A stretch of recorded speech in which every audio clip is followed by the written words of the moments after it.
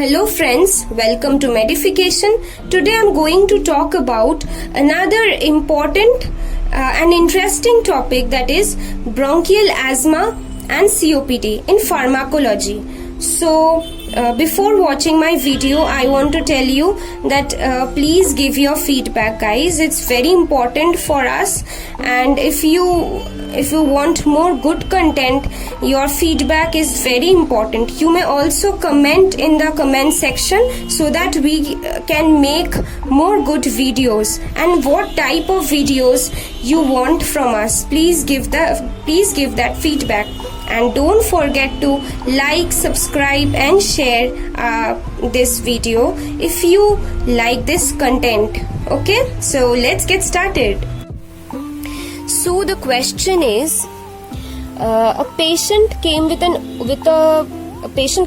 OPD with a complaint of cough, that is at night or during exercise, difficulty in breathing, wheezing, breathing through mouth, fast breathing, frequent respiratory infections, rapid breathing, shortness of breath, especially during physical activity. And other things are also common, like chest pressure increased, flare, anxiety, early awakening, fast heart rate, throat infection, unintended weight loss, chest tightness, chronic cough that produces mucus, that is sputum, that may be clear, white, yellow or greenish, lack of energy, swelling in ankle and feet, legs, etc. So the questions are, what is the provisional diagnosis, what is its medication and other use of this drug and why it's used, and how is corticosteroid useful in this case. So let's look at the answers. So what is the provisional diagnosis in this case? I think you can guess. It's nothing but bronchial asthma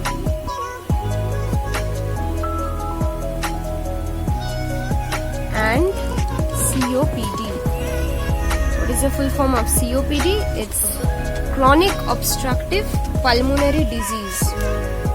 Okay? So it's very easy. By seeing the symptoms only, you could have guessed the provisional diagnosis. Now let us come to the second part of the question, that is, what is its medication? So we have already seen that the disease is bronchial asthma and COPD. Now we have to cure it, right? As a doctor, you need to cure the disease. So what is its medication? So the main medication is theophylline. Theophylline is the drug which is used in case of bronchial asthma and COPD. Okay. So what is the main benefit of this theophylline? It may benefit by causing bronchodilation. We all know that in bronchial asthma and COPD, bronchoconstriction occurs, so we need to dilate the bronchioles. So for this dilation, we need to use theophylline. So how it causes bronchodilation? By decreasing the release of inflammatory mediators. There's inflammatory mediators like cytokines and all. If the inflammatory mediators are decreased, then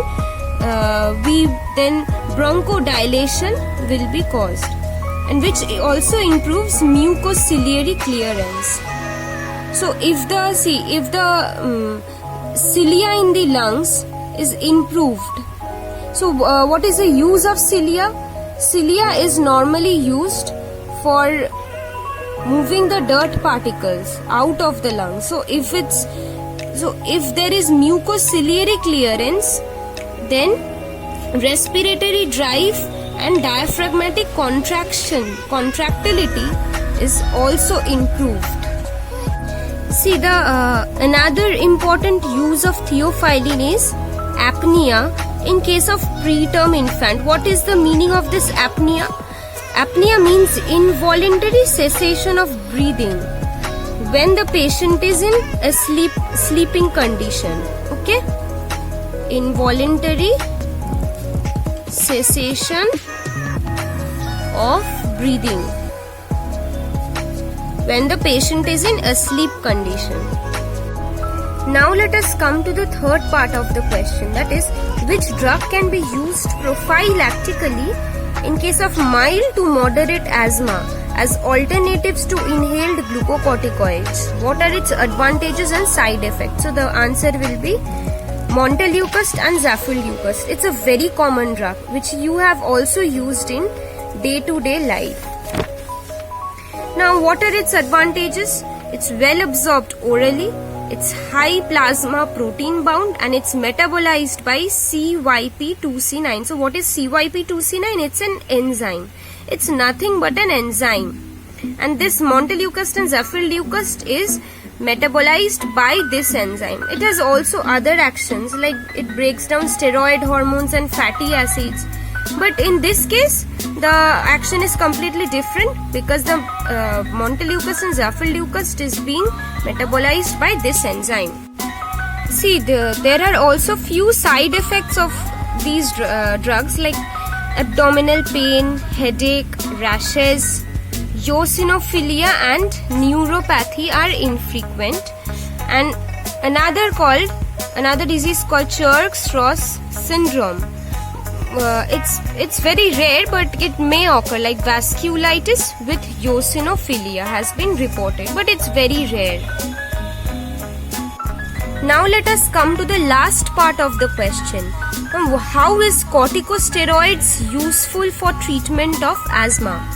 First of all, it improves airflow, okay, and also reduce asthma exacerbations. Exacerbation means like asthma cannot occur, means asthma can't occur frequently if we use corticosteroids. But long-term use may also cause adverse effects, so long-term use is prohibited. Now another important use is influence airway remodeling, and it also retards disease progression. So as we can see, it's very important. Corticosteroid is very useful for treatment of asthma.